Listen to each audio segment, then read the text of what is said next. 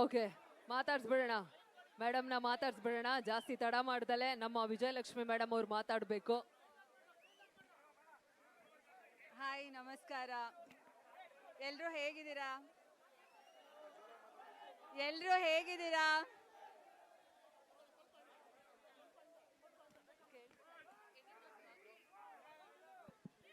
Hello, hi, ಎಲ್ಲರೂ ಹೇಗಿದ್ದೀರಾ?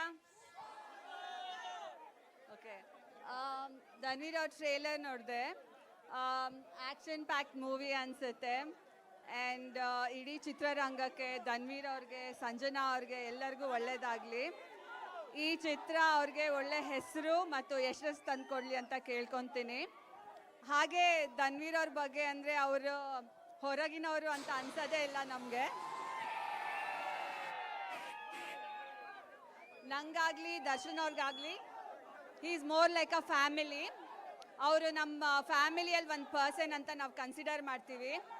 ನಮಗೆ ಎಷ್ಟು ಪ್ರೀತಿ ಹಾಗೂ ಸಪೋರ್ಟ್ ತೋರಿಸ್ತಿರೋ ಅವರಿಗೂ ಹಾಗೆ ಪ್ರೀತಿ ಮತ್ತು ಸಪೋರ್ಟ್ ತೋರಿಸಿ. ಇದೇ 27th ಅವ್ರ ಮೂವಿ ರಾಜ್ಯಾದ್ಯಂತ ಬಿಡುಗಡೆ ಆಗ್ತಿದೆ. ಎಲ್ಲರೂ ಥಿಯೇಟರಲ್ಲೇ ಹೋಗಿ ಫಿಲಮ್ ನೋಡಿ, ಪೈರಸಿನ ಸಪೋರ್ಟ್ ಮಾಡಬೇಡಿ. ಆ್ಯಂಡ್ ಎಲ್ಲ ಕನ್ನಡ ಚಿತ್ರಗಳನ್ನು ನೋಡಿ ಆ್ಯಂಡ್ ಸಪೋರ್ಟ್ ಮಾಡಿ. Thank you. Thank you ma'am. ನಿಮ್ಮ ಡಿ ಬಾಸ್ ಪರವಾಗಿಲ್ಲ, ಚೆನ್ನಾಗಿದ್ದಾರೆ.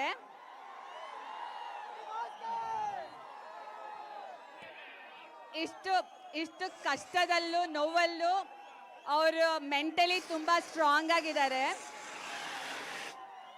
ಅದಕ್ಕೆ ಕಾರಣ ನೀವೆಲ್ಲ ಅವ್ರ ಜೊತೆ ಇದ್ದೀರಾ ಅಂತ ಅವರು ತುಂಬ ಧೈರ್ಯದಿಂದ ಇದ್ದಾರೆ. ಇದೇ ರೀತಿ ನಮ್ಮ ಮೇಲೆ ಸದಾ ಪ್ರೀತಿ ಇರಲಿ. Thank you. Thank you ma'am, thank you sir. ನೀವು